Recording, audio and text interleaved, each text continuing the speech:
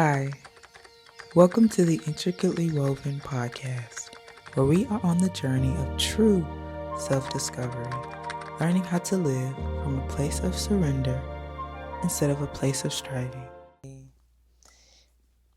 Welcome to the podcast. It's been about 2 months, maybe, almost, since I've recorded.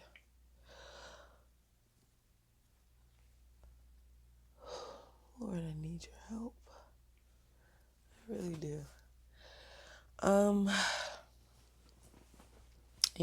A lot, I hope y'all don't see my socks.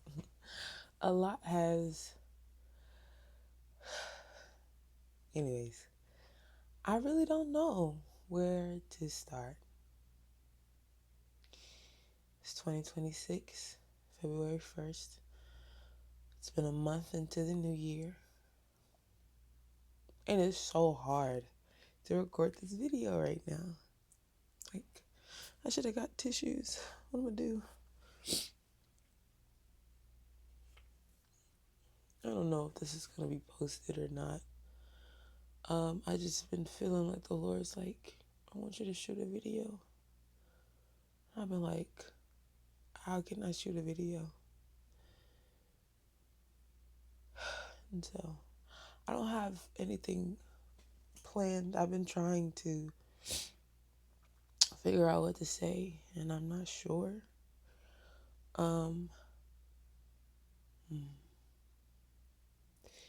But to look back and remember the premise of this podcast, the name of it being Intricately Woven,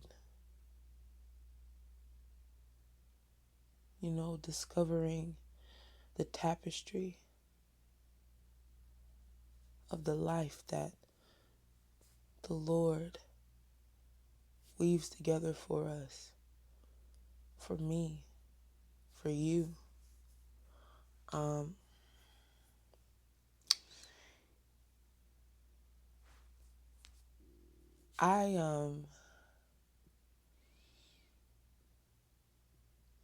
And so, this is where we're learning how to live a life of surrender instead of striving. And I think a lot of us, when we came into 2026, I know for me, I'm going to be honest, I came in and my world was flipped upside down. Completely. Like, I just feel like the Lord saying, just be honest. Like, just be honest about the process. So, if you know me, and if you listen to, like, the prior videos, you would know that my first episode, I talked about how the Lord was like, you're the woman at the well.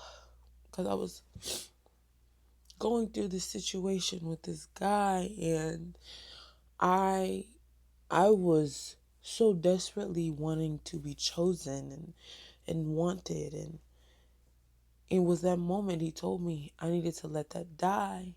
And then that moment he told me I was like the woman at the well, going from looking for validation and just seeking things from different men or people in general, like wanting to feel validated and embraced and loved and seen, because I just felt like I want, I don't know.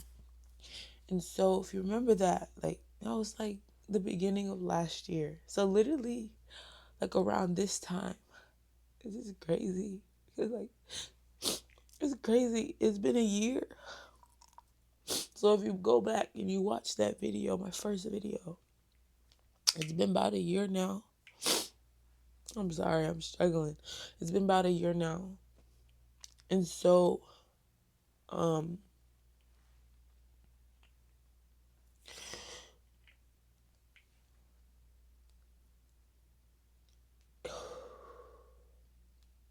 that video talking about the woman at the well. And in that, I remember talking about how as I discover the Lord, I start to discover pieces of myself. And as I discover myself, I discover pieces of the Lord. And just remembering and reflecting on like my mindset and the place I was at or coming from during that time, I was becoming a different person. The Lord was walking me through things in life, and then I would just, that year documented in my episodes. And so when I was going into this year, no, I have to go back. In that same year, okay, I remember what I'm saying now. I remember what I'm saying now. It was a year of healing. Well, I think it was a year of healing and just walking through some things with the Lord. Not saying it was perfect, because it wasn't. But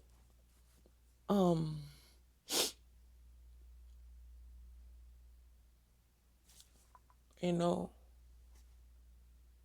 I was the type of person, and I'm still wrestling and trying to walk through it, right? And I was the type of person slash is I'm struggling anyways. I was the type of person who I had a lot of walls up. Intimacy for me was difficult. Intimacy for me is still difficult. But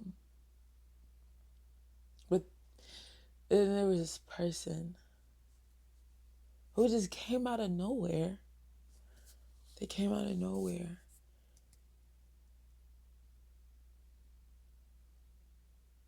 And,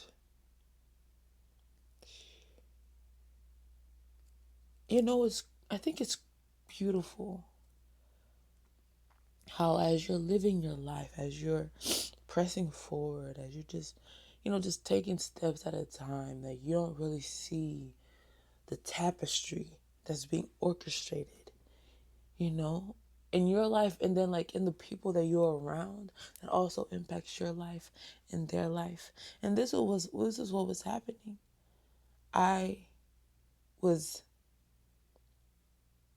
going through my own problems, going through my own things, and like the Lord was like weaving a different story that I didn't really see and that I was running away from, because it brought forth something that scared me, being loved and being chosen. Even though I wanted it, it also scared me so much. And it didn't, and it came out of nowhere.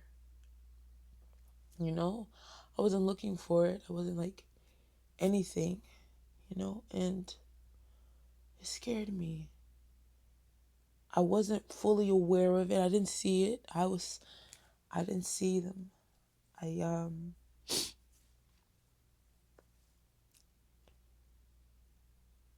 but like as I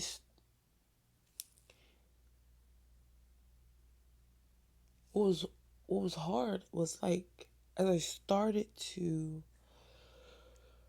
slowly but surely let down my guards after the persistent pursuit after me. It reminded me, this person reminded me so much of the Lord and my relationship with the Lord. It felt like a mirror.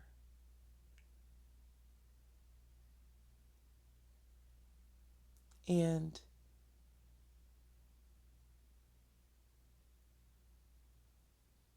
I think it's like,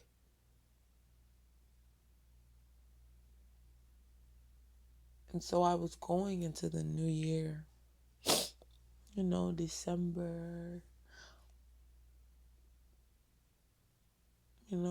with the help of friends helping me overcome some internal battles, with the Lord guiding me to say yes and to say yes to this and to reach out in this way to open your heart up.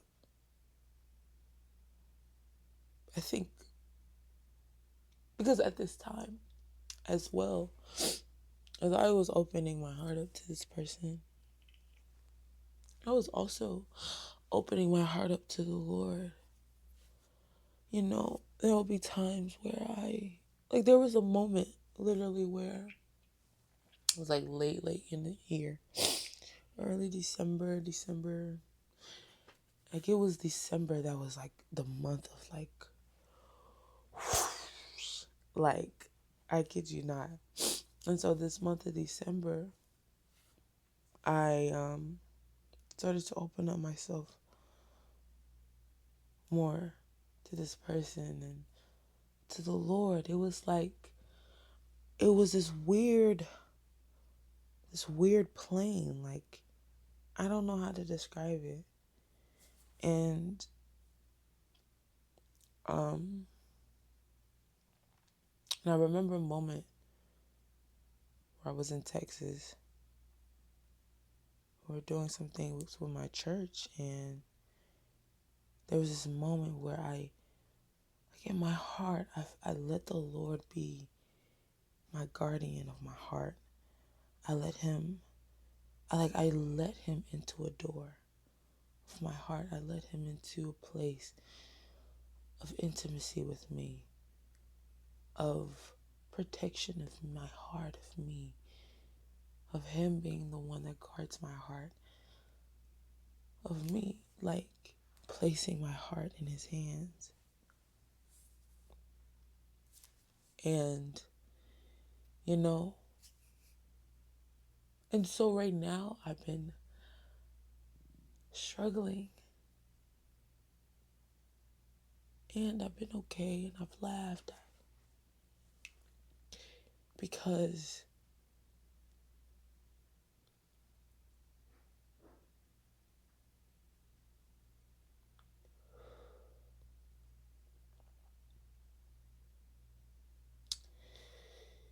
sometimes you plan your life, you have a hope in this future that you think that you're seeing, or you think that's there, and then only for it to be shattered and blown up and ripped apart. And it blows your world up. It blows your world up. And you feel like you're in a corner. And you're just sitting there with your arms out. You feel hopeless, confused, frustrated, and heartbroken because you don't understand how one day you're looking forward to something, into a life, and then like that, it's no more. That life is no more because that person is no more.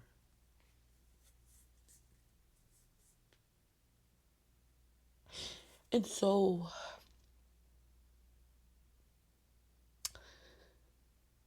that's where I've been at, And I'm like, I don't know.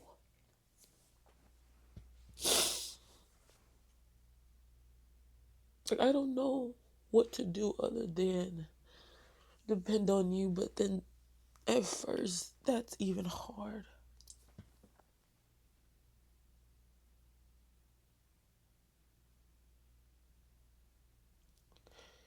Grief is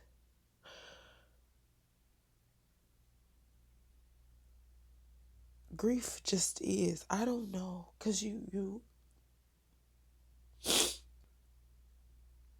this is part of the walk. This is part of life that isn't the day in my life or the aesthetic Christianity or the aesthetic walk. I feel like I felt like I've had to rediscover the Lord again.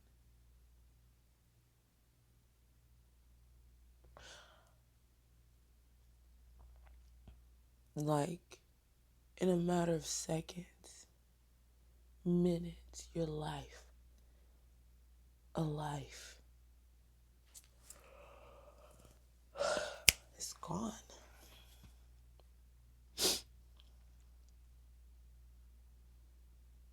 In a matter of seconds, in a matter of minutes, the life you thought of is gone.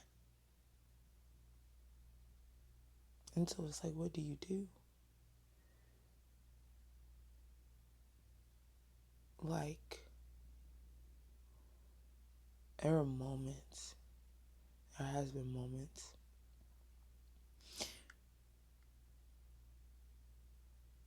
where I just had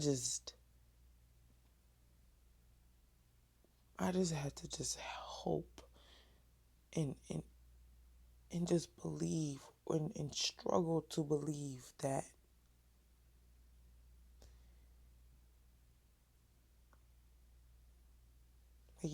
that he's with me, that the Lord's with me. And in my mind, you're trying to figure out why.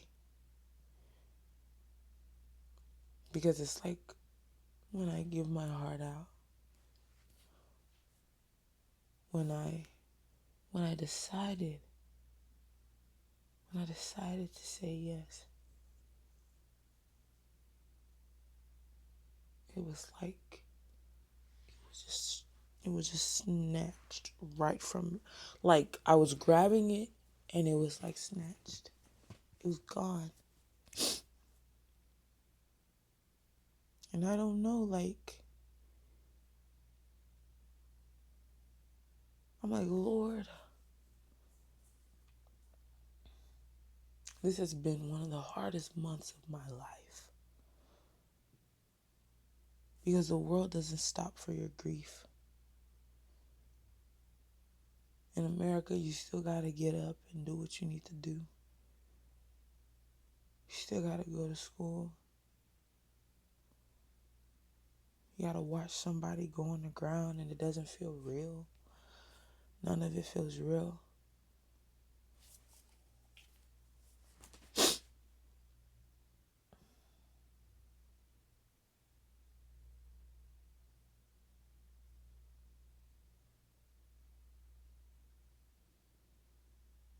And I just sit and I also give thanks because I got to experience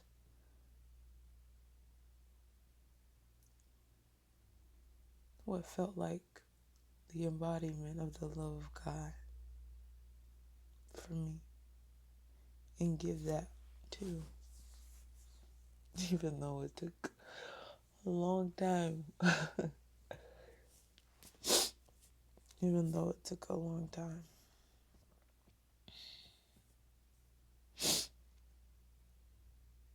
So, like, I don't really know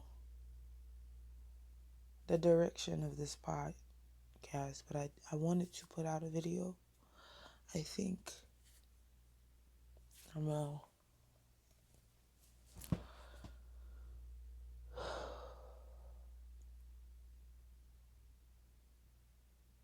verse that that I've had no choice but to hold on to. And sometimes I don't even know if I'm holding on to it. I think it's holding on to me. It's Psalms 23 about how the Lord is my shepherd. I shall not want. And He leads me. He guides me. He restores my soul. Because in this process, I've been having to it's like, I can't, I have no choice but to sit and be like, Lord, I can't figure out what to do. I don't know how to walk through this. And one of the worst parts I had to admit to the Lord was like, man, like the timing of it all is crazy to me. Because what do you do when a part of you in your relationship with the Lord has broken trust in it? Regardless on if you know He's faithful, and if you know He's true, and if you know that He is the same today and yesterday, you know it's like my humanity, my body, my mind feels broken. And a part of our relationship feels broken right now. And I had to be honest. I yelled and I screamed. Because it's like I couldn't understand why it had to be this way. And I still don't know why it has to be this way.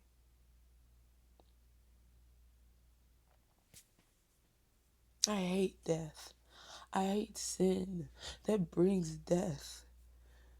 The amount of things that this has done in me, I don't even know. I told the Lord, I said, like, I don't even know how many parts of me are broken. I can't even figure that out. Only you know. And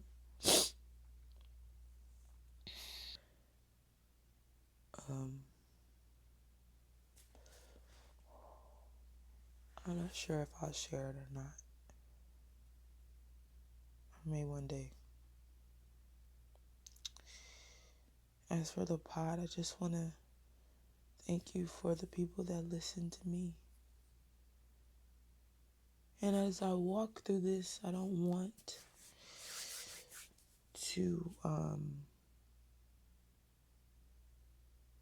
I can't do it alone. I will say that's something that this situation has taught me is like, it's forced me to not be self-sufficient. It's forced me to change up my rhythms. I can figure out who I am again. Because I'll figure out who I am now. And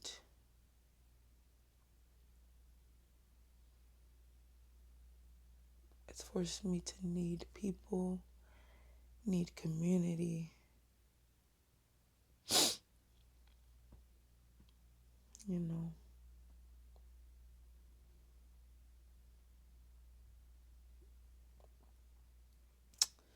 It has.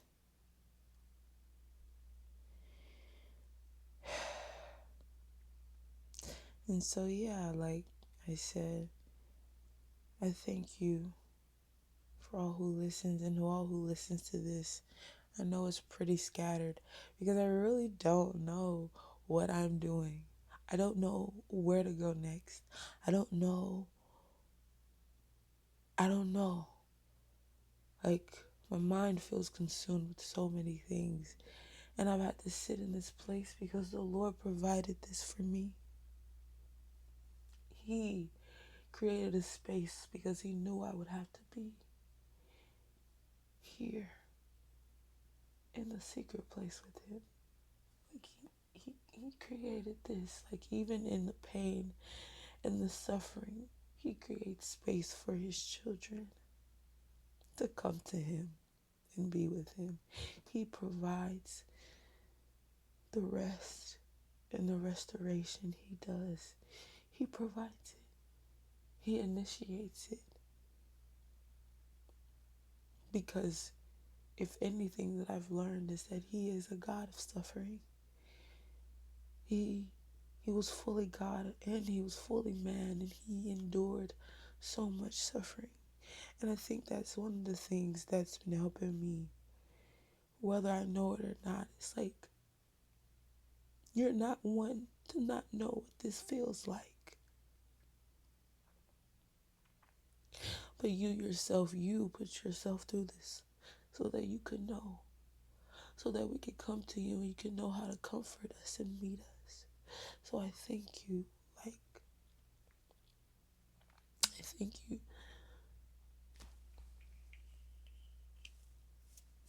Yeah. Because he creates the space. He is the God of hospitality. And he did this.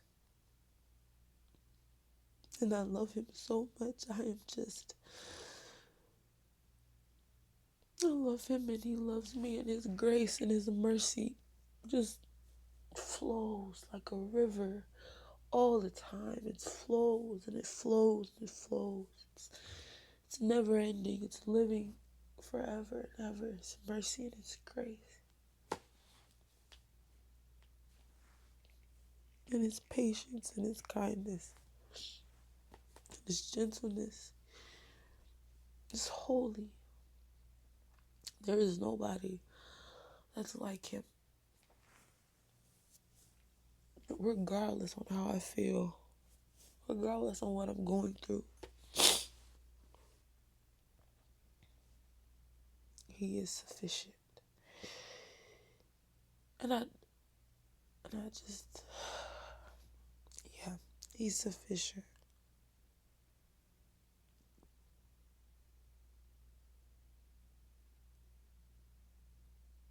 I keep wrapping up and then something else comes to my mind.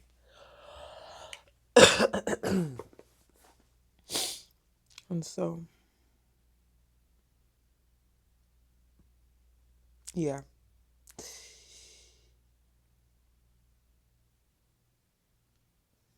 I was frustrated. It was something that was exposed through this. I was like, Lord, how can you ask me to shoot this video? It feels like I'm always having to do stuff, do things for you, do, doing it for you. And I'm sitting here broken and I'm heartbroken. I'm like, you want me to be obedient? Do you not care about my heart? I just, these things just going in my mind. He was like this. Obedience does not come apart from healing. Sometimes obedience breeds healing. Most honestly, obedience breeds healing. Obedience can be the bridge to healing. And so, like, I'm like, okay, I'll do it. I'll shoot it. I don't know. Like, I'll shoot the video. I don't know what we're going to talk about. I don't know what's going to happen. I don't know if this is for real going to go up. Okay. But obedience can breed healing. It doesn't have to be separate from it.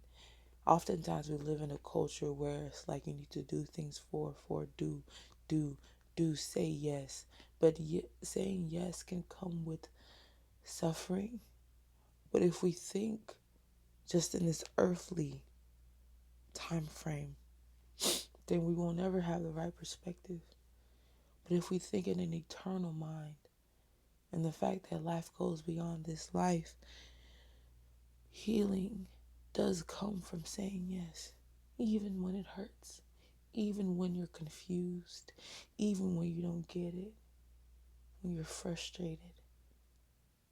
Say yes because you trust that he cares for you. You trust that he sees you, that he is not a God that just extracts, but he gives. He gives. He gives himself. He gave himself. And so, say yes when you don't understand.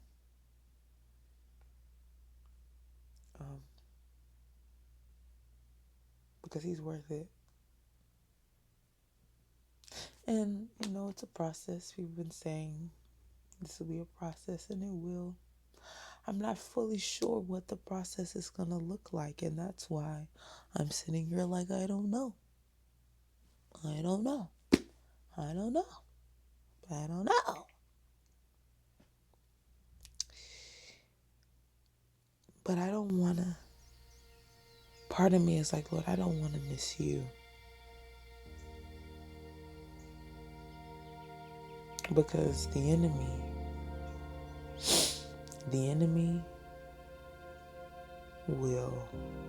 he doesn't care. This is when he attacks most, when you're in your most vulnerable state. And he has.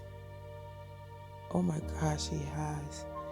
And he will attack when you're in your most vulnerable states because he doesn't care. He doesn't care that you're hurting. He is happy. He's happy. The Lord is my covering.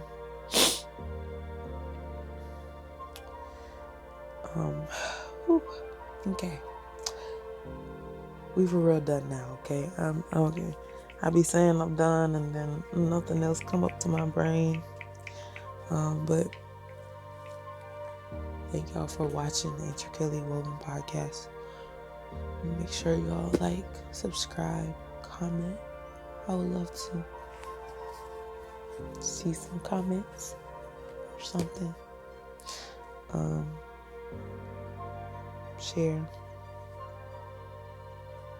If you like the spot, let me know. I like it. It's pretty cute. I like it. I like it. So, yeah.